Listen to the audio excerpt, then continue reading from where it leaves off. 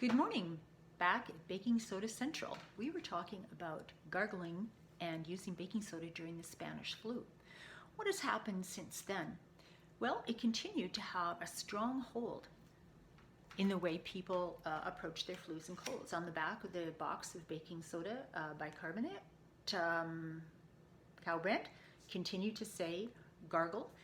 And there were stories all across the newspapers in North America, 20,000 entries under gargle baking soda, another 10,000 under bicarbonate gargle, if you look at the span since then to now on just that one topic.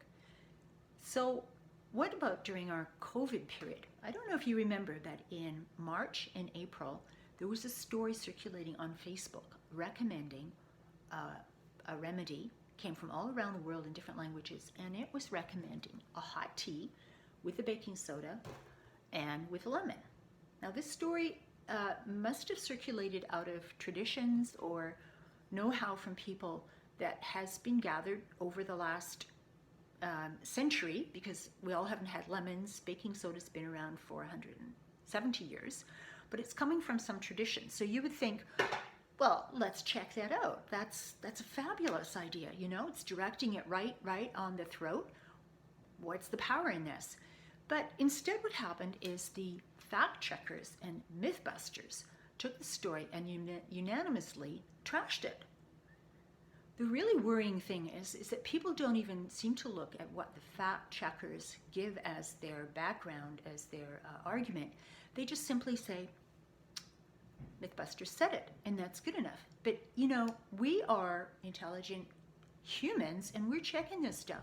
So the main background research that they quoted was an article which was completely irrelevant. It talked about pH and bicarbonate of soda in an exterior environment, in a kitchen, on a counter surface, where it's going to behave in a temperature and an environment completely differently. And then to add confusion to that, they had one of these, a professor of medicine and internal health, who says there's some data emerging on this, but however, this relates to decontaminating things like protective equipment, laboratory equipment, and since the root of infection includes the nose and eyes, it's not going to be very safe to sanitize these areas without causing serious damage. So, like, the article was not talking about sanitizing that environment. It was talking about using this on the human body. Furthermore, or moreover, they hardly presented any research at all. They referred to up that ladder, up at the top, our overlords, WHO. And what did WHO have to say about it? Well, WHO had even less to say about it. They said, until now, neither the World Health Organization or Centers of Disease Control and Prevention and the European one include among their recommendations to drink or gargle any fluid as a method of prevention or cure for COVID-19. How did they come to that conclusion so quickly? There is no published medical proof that drinking sodium bicarbonate and lemon juice could help prevent the new coronavirus. According to the WHO, there's no specific treatment for COVID-19. This is the mantra right from the beginning. There is nothing. So what do they mean there's no evidence? Well, we're a little bit in contradiction to that. There's a whole plague that went through, a nasty disease that killed people and turned them blue, and you could see whether they were going to get better or not, who did get better or did not contract the disease. But that stuff doesn't count, because when they say no evidence, they mean the gold standard of evidence, which we have to understand means a trial in which you have those people who don't do it and these people who do it, a randomized trial. Nobody knows who's who, double blind. Now, there's a couple problems with that. One is that it's not entirely ethical. As Dr. Brownstein can tell you, who was giving people his holistic treatments, and he was told there were no trials to substantiate his treatment, and therefore he was not allowed to propagate the information anymore. And he was not willing to let half of his patients suffer and perish and the other ones go ahead with his worthy treatments. However, I'm talking about during the COVID era.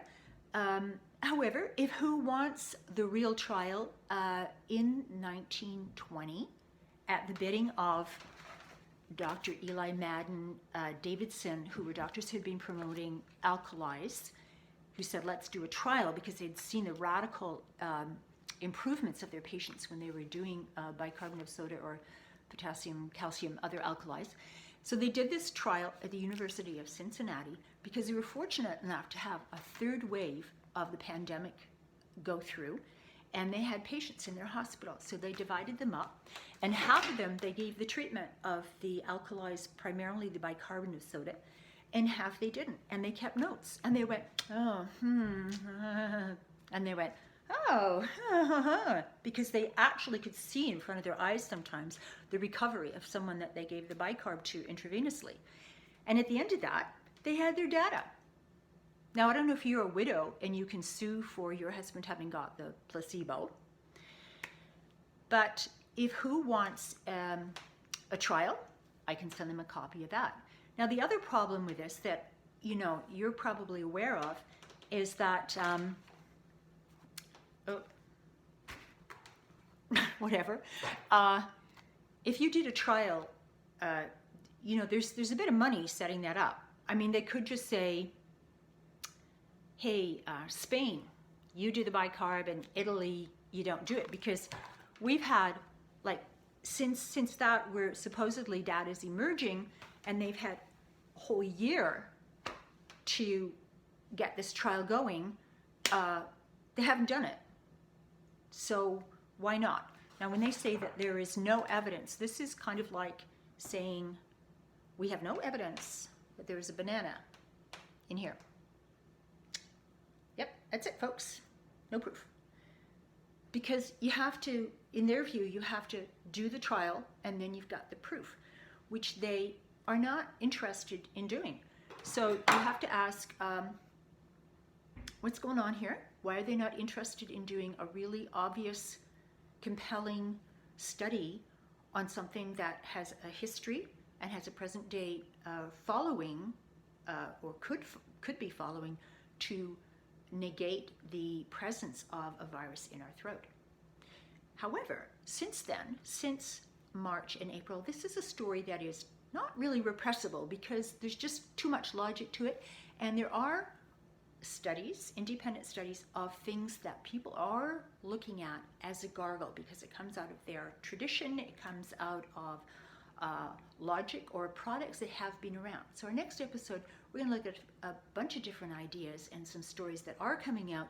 And I would say if you see that on your Facebook, on your internet, that you grab that story and you print it and you write it down, because it may not be there tomorrow.